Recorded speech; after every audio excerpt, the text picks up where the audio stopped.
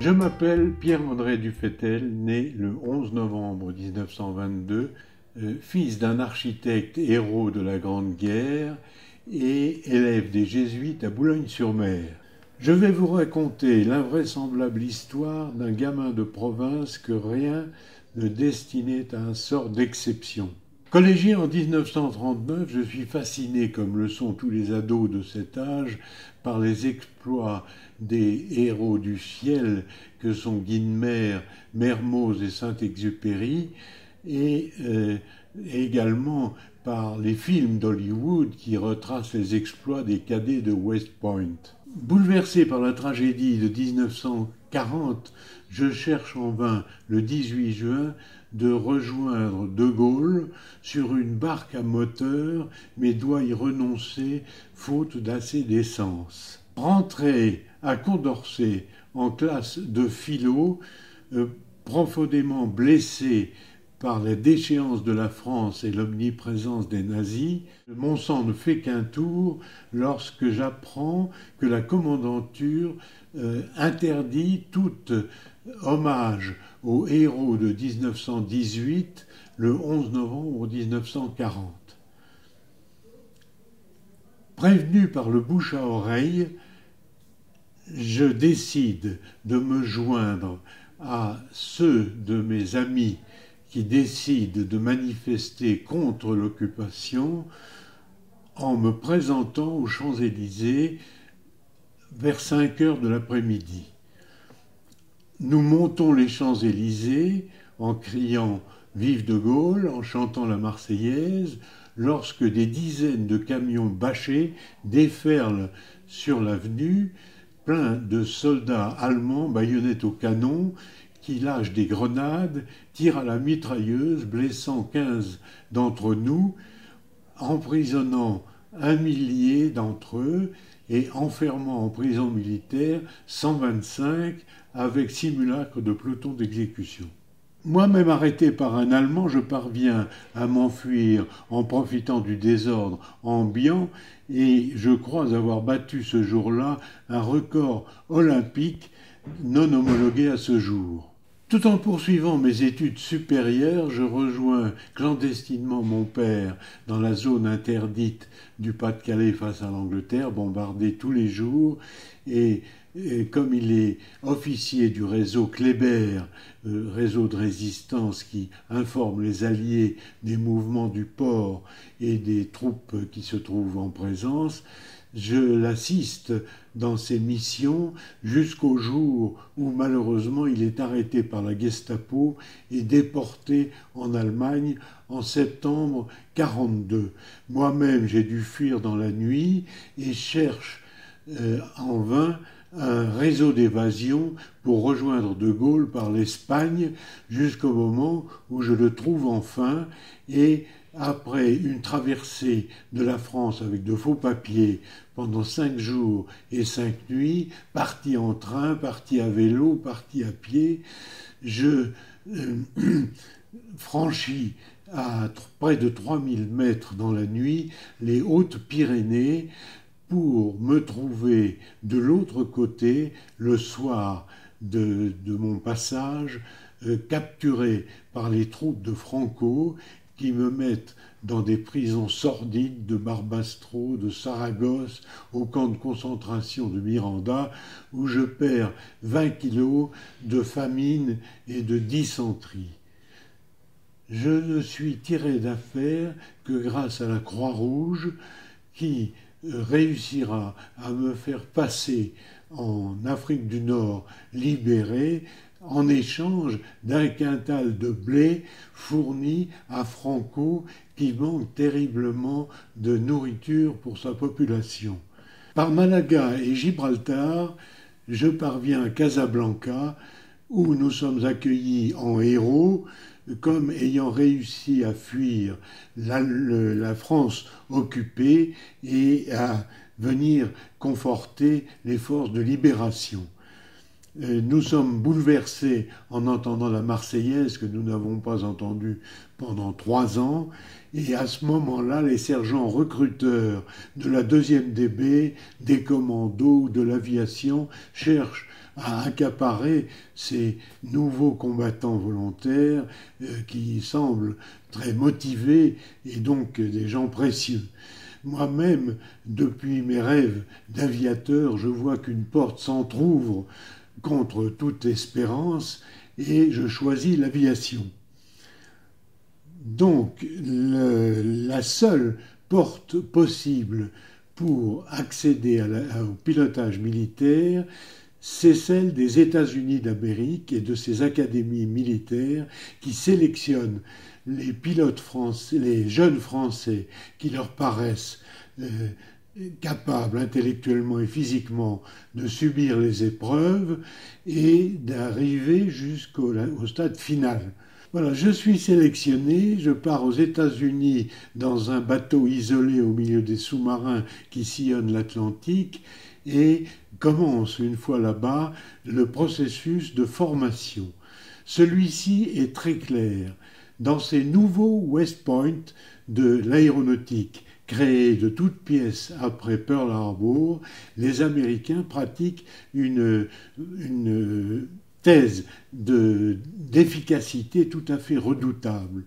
Les cours sont divisés en 3 écoles successives, le primary, le basic et l'advance, au bout duquel les survivants obtiennent les ailes d'argent.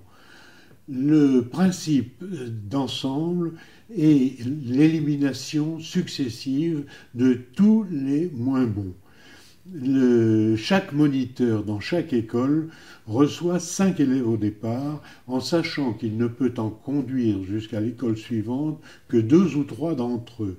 Cela suppose une élimination successive de 50%. Donc, pour moi, la primary se passe très bien. Je suis lâché, atterrissage de précision, acrobatie, et je suis donc orienté vers la seconde école, qui est la première vers l'école de chasse. Elle est à Gunterfield, dans l'Alabama, pour raisons climatiques, mais nous sommes sous les tropiques au mois d'août, et la chaleur de l'époque est extrêmement dure pour un garçon du Nord. Le nouvel avion est un avion lourd et peu maniable. Le moniteur déteste les Français et décide que je suis l'un des premiers à virer. Il engage donc envers moi ce qu'on appelle la procédure d'élimination, qui consiste à le faire passer par ses supérieurs, puis à aboutir in fine à un conseil d'élimination présidé par le colonel commandant la base, qui décide immanquablement de suivre l'avis de ses prédécesseurs. Je suis donc interdit de vol, mais pas de cours au sol. Et c'est pendant l'un d'eux, épuisé par le rythme de 6 heures du matin à 10 heures du soir, et par la chaleur, que je tombe dans les pommes. Il faut m'évacuer et je passe en conseil d'élimination. Le colonel m'annonce, comme il le fait toujours, vous êtes éliminé, et demande pour la forme si j'ai une question à poser. Je demande simplement, le Conseil estime-t-il qu'un garçon de mon âge qui est capable de s'évanouir au ground school est en mesure de voler? Le colonel interroge ses voisins et à ce moment-là, mon chef de détachement français, le lieutenant Mignot, prend la parole et se fait mon avocat en racontant tout ce que j'ai vécu depuis l'année 40 pour en arriver là avec la Gestapo, les arrestations, la prison, et demande exceptionnellement que l'on m'accorde 3 semaines de repos et le transfert au détachement suivant. Le Conseil, cas rarissime puisque nous ne sommes que 2 sur des milliers de cas, me donne l'autorisation de passer au détachement suivant, mais sous haute surveillance. Heureusement, la bienveillance du capitaine Phillips Brown, qui est le chef américain du détachement suivant, me permet de franchir sans autre problème les différentes épreuves qui continuent sur le même rythme qu'auparavant. Et je tiens à rendre hommage à ces deux personnages que sont le lieutenant Mignot et le capitaine Philipsborn, qui, au-delà des règles strictement militaires, ont su pratiquer un humanisme tout à fait chaleureux et m'ont permis de démontrer ce que j'étais vraiment capable de faire.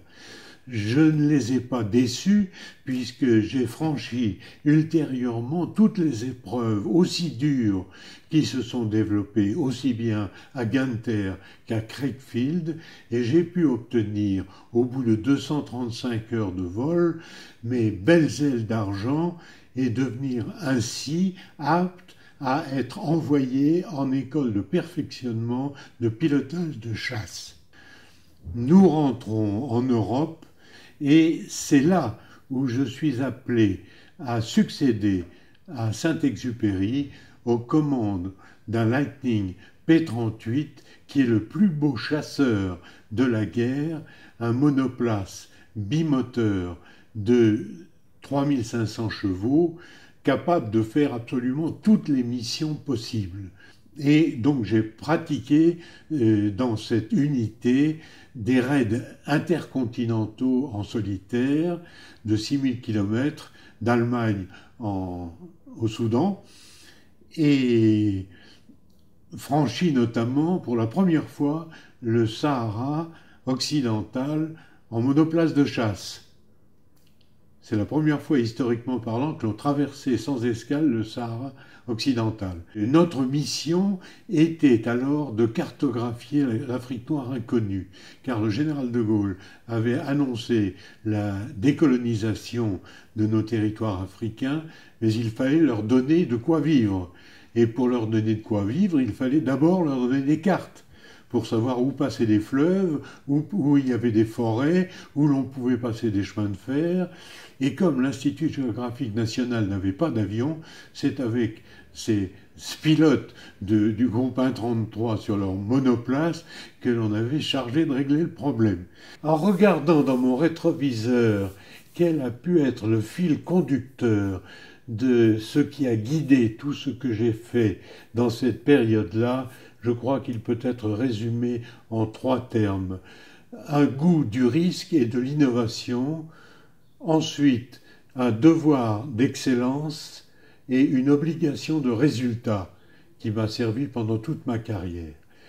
Tout ce qu'a fait notre génération était conditionné par les circonstances tragiques qu'a vécues la France.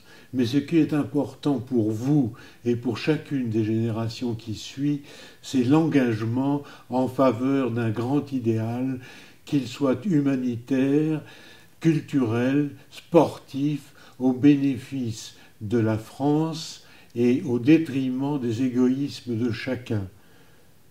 Chacun rencontre un jour son 18 juin 40. Tel est le message d'un senior à ses petits-enfants.